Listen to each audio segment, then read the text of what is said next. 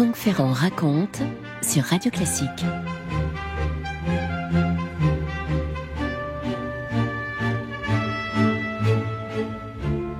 Printemps 1932. Prenons un petit peu d'altitude si vous voulez. Nous sommes au-dessus de l'Atlantique. À cette époque-là, le ciel est vide de tout aéronef, bien entendu. Et pourtant, c'est bien le bruit d'un moteur qu'on distingue.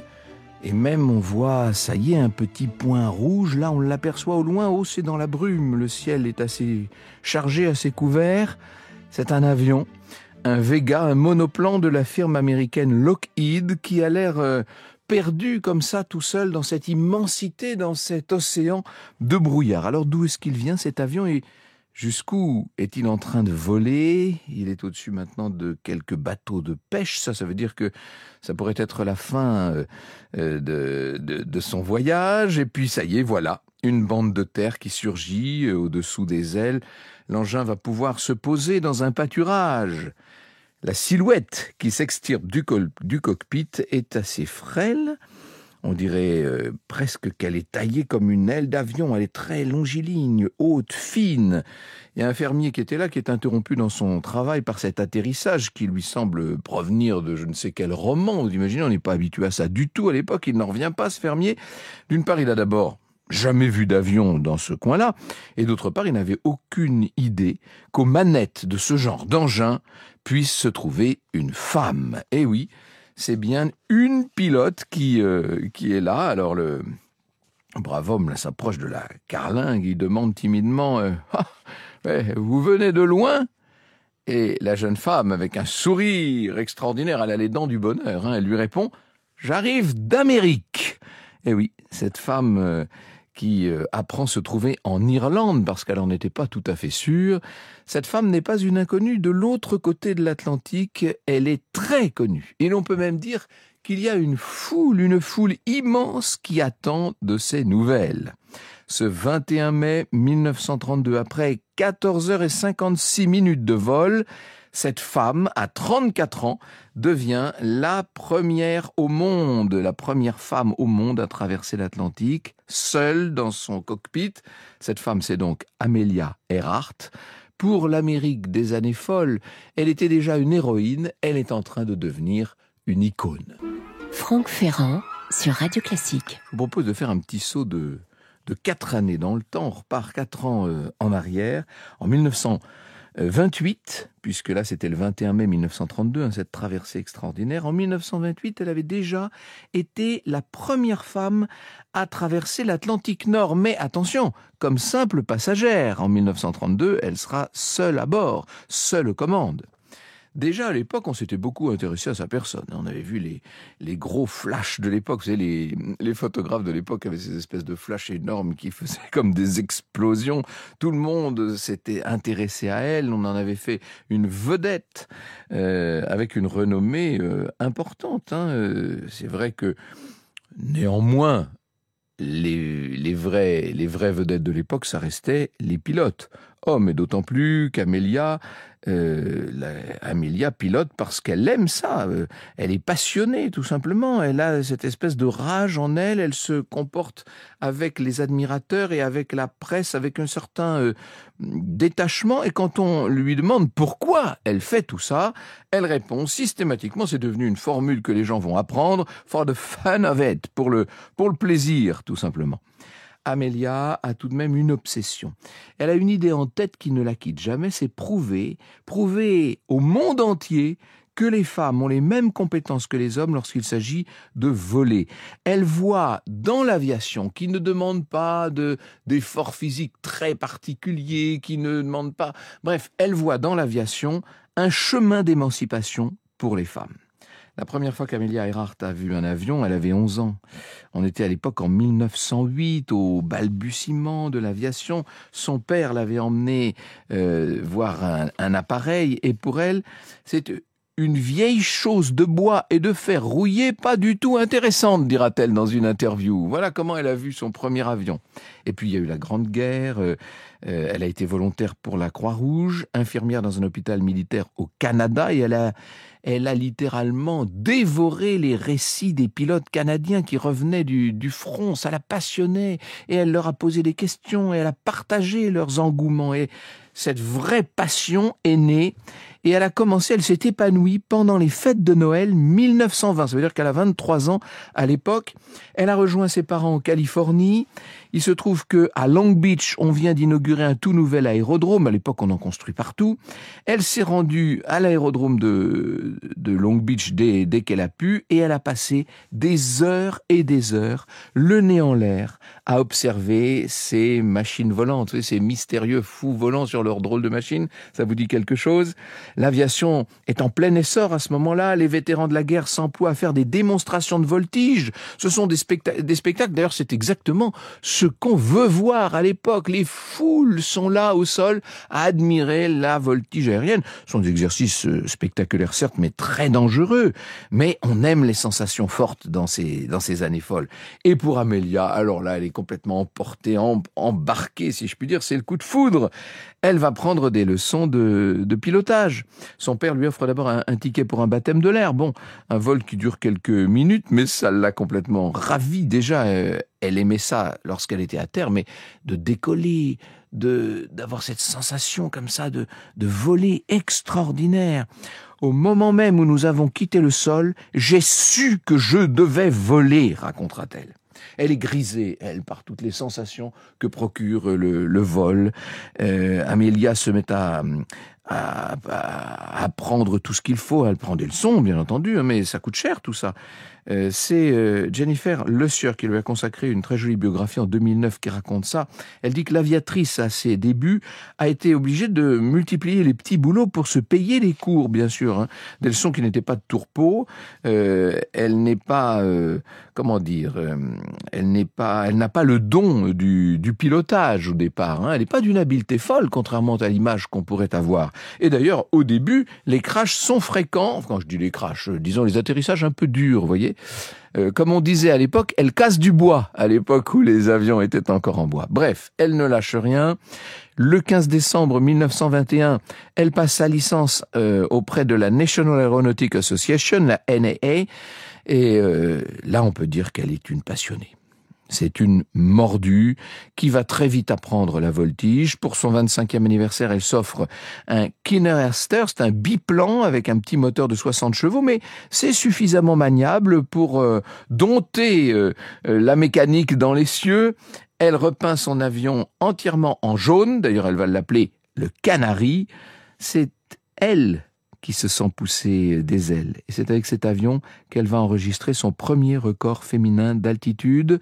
4300 mètres, c'est un véritable palier à l'époque, les 4300 mètres.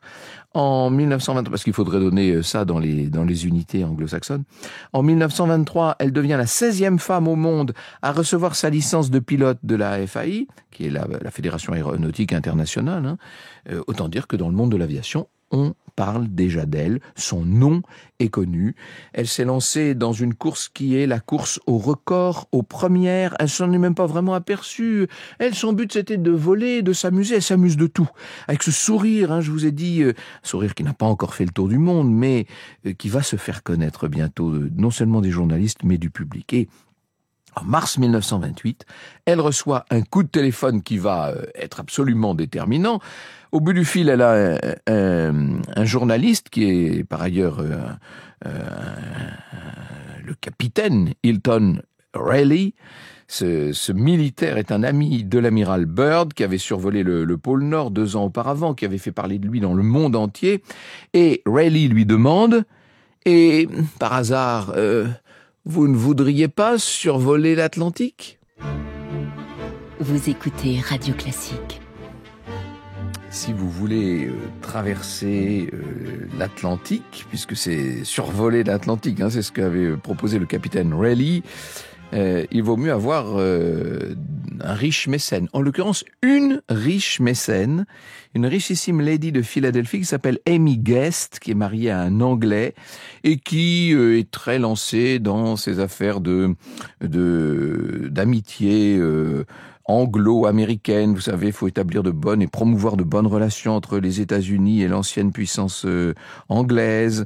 Et bref, cette Amy Guest cherche une aviatrice qui pourrait, avec élégance, incarner ce défi. Et ce sera bien sûr Amelia Earhart. Elle a exactement tout ce qu'il fallait pour plaire à Amy Guest. Et puis tous les observateurs s'accordent à dire qu'elle ressemble comme une goutte d'eau à un certain Charles Lindbergh, qui un an auparavant a fait au-dessus de l'Atlantique un vol retentissant que j'ai eu l'occasion de vous raconter plusieurs fois. Et donc, puisqu'elle ressemble à Charles Lindbergh et puisqu'elle se colle au même défi, eh bien, on va la surnommer Lady Lindy. Lindbergh Lindy. Amelia est convoquée dans le bureau d'un éditeur et publicitaire qui travaille avec les sponsors du projet, qui s'appelle George Putnam, qui va devenir d'ailleurs son époux quelques années plus tard. Il y a 2 pilotes professionnels, Lou Gordon et Wilmer Stultz, qui sont chargés de piloter l'hydravion trimoteur qui s'appelle Friendship, un Fokker, mais le capitaine, ou plutôt la capitaine de l'expédition, ça n'en est pas moins Amelia. Le 3 juin 1928, on la réveille à 3h30 du matin. Il faut partir pour la pointe est du Canada, trépassé. Vous connaissez cette baie extraordinaire. C'est de là qu'on a prévu de décoller. La météo est un petit peu capricieuse, ce qui fait qu'on attend. Quand vous racontez toutes ces histoires des pionniers de l'aviation, vous vous rendez compte que bien souvent, le ciel n'a pas été de leur côté. Et on a souvent cette météo qui rend les choses difficile, c'est pas bon pour un équipage d'attendre, de décoller. Bref, une fenêtre finit par s'ouvrir après 13 jours. Au moment du décollage, le Friendship a du mal à s'arracher des flots, l'engin est trop lourd, et Stultz va devoir s'y prendre à 4 reprises. C'est à 11h15, ce 17 juin, que l'hydravion, enfin, disparaît au loin dans le ciel. Il a pris la direction du plein Est, il a pris la direction de l'Europe et en premier lieu de l'Irlande. Malgré la panne de radio en pleine nuit, les pilotes, qui n'ont plus que les instruments pour se guider, bien entendu, arrivent tout de même à se repérer. Quand l'aube pointe, après 20 heures de vol, l'équipage aperçoit des navires, aperçoit la côte. Il y a 200 personnes qui entourent bientôt les trois aviateurs qui vont apprendre qu'en vérité, ils pensaient atterrir en Irlande, mais pas du tout. Ils sont à Burryport. Et Burryport, ça se trouve pas en Irlande, ça se trouve au pays de Galles. La nouvelle de leur exploit se répand comme une traînée de poudre. Amelia connaît son premier bain de foule. Elle comprend pas d'ailleurs, elle, cette euphorie autour d'elle. On doit lui rappeler qu'après tout, elle est la première femme à avoir traversé l'Atlantique. Il y a beaucoup de monde autour d'elle. Elle a passé son vol, elle, tranquillement, à regarder les paysages collés à un hublot. Elle se dit qu'elle ne mérite pas les éloges qu'on lui décerne. Et à Londres, la célébrité lui tombe carrément dessus. Elle est harcelée d'interviews. C'est le grand début des interviews à l'époque. Quand elle rentre à New York, elle a droit à une parade sur Broadway, vous imaginez ? C'est l'essor de la presse magazine et elle va faire la une de Life et de Look.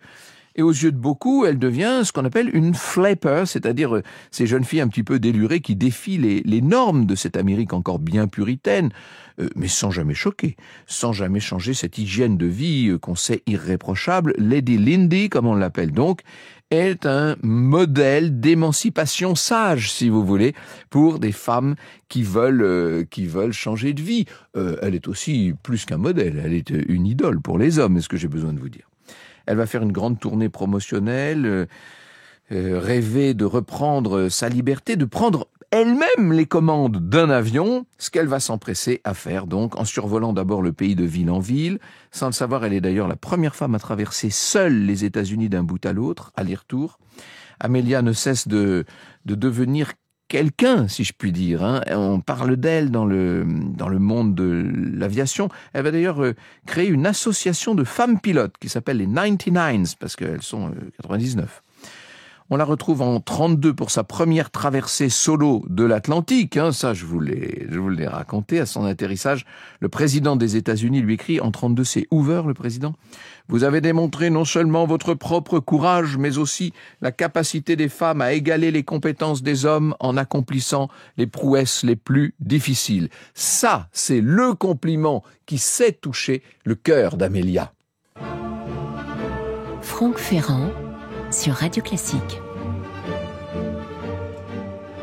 Elle a encore soif d'aventure et faim d'aventure, Amelia Earhart.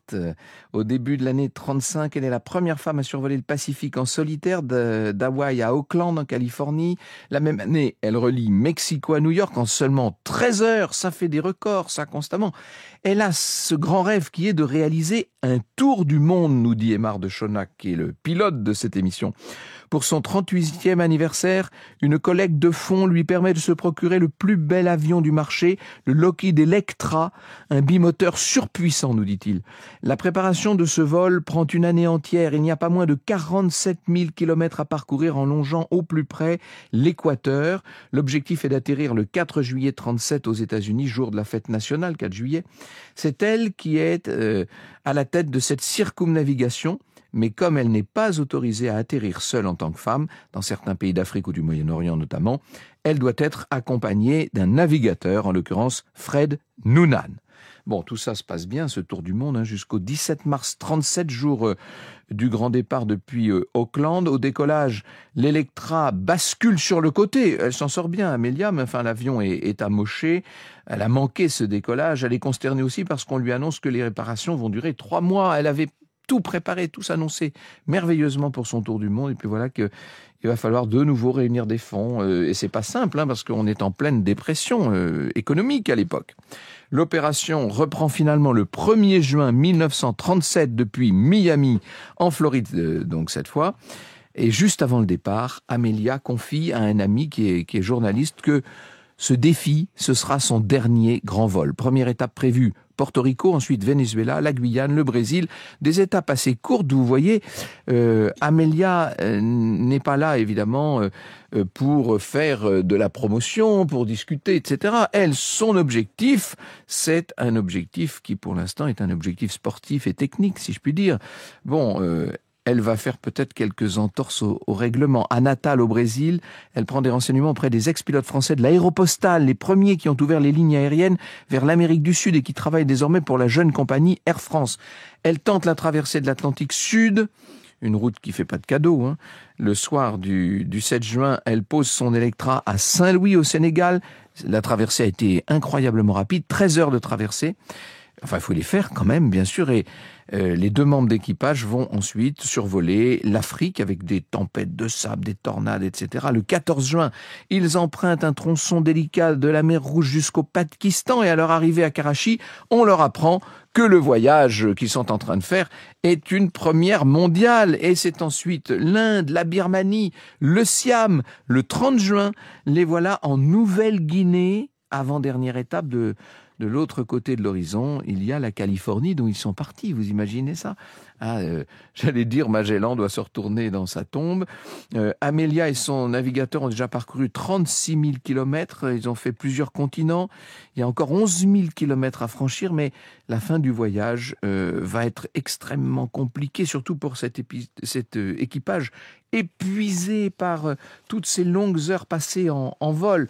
Avant d'atteindre la côte ouest américaine, ils vont devoir atterrir sur la toute petite île de Howland, qui n'apparaît même pas sur la carte. Le gouvernement américain a fait aménager là 3 pistes d'atterrissage. L'US Navy a dépêché un de ses navires, l'Itasca, qui doit servir de repère à l'approche de l'île. Vaut mieux 2 précautions valent mieux qu'une. Et le 2 juillet 1937, à 10h30, l'avion d'Amelia Earhart décolle donc de Nouvelle-Guinée en direction de cette toute petite île d'Howland, 4100 km plus loin, un trajet que aucun avion n'a jamais effectué. Ça va faire 20 heures de vol et c'est à 8h44, le 3 juillet qu'Amelia envoie un message radio pour la première fois de sa vie. Sa voix est inquiète. « Je tourne dans la brume depuis des heures. Je n'ai plus que 30 minutes d'essence. Je ne vois toujours pas la terre. Je dois être à 160 km environ de Hollande. » Et ça, ce sont les derniers mots qu'on entend d'elle. Franck Ferrand sur Radio Classique. Eh oui, il n'y a plus aucune trace à partir de ce mois de juillet 37. Le président américain, qui est devenu le président Roosevelt, vous savez, bien sûr, grand admirateur d'Amelia Earhart, va mobiliser pour sa recherche des moyens absolument extraordinaires qui vont coûter la bagatelle de 4 millions de dollars de l'époque, 4 millions de dollars or, n'est-ce pas ? 4000 hommes participent aux recherches. La mission va prendre fin le 18 juillet 1937 et il va falloir attendre 30 ans, en 1967, pour qu'une femme accomplisse de nouveau le tour du monde. Ce sera Geraldine Mock, qui est également une Américaine d'ailleurs. Il y a un an environ, c'était presque un an, le 27 janvier 2024, un engin sous-marin qui avait été affrété par la Deep Sea Vision Society a repéré une masse métallique qui repose par 5000 mètres de fond à proximité de cette fameuse île d'Hollande. On s'est dit que ça y est, on avait retrouvé la trace d'Amelia Earhart, sauf que là, très récemment, au début du mois de novembre dernier, on a reçu un communiqué de la société nous disant qu'en fait, il ne s'agissait pas du tout d'une masse métallique, mais d'un amas rocheux. Autant dire qu'à l'heure où je vous parle, le mystère sur la disparition d'Amelia Earhart demeure intact. Vous écoutez Radio Classique.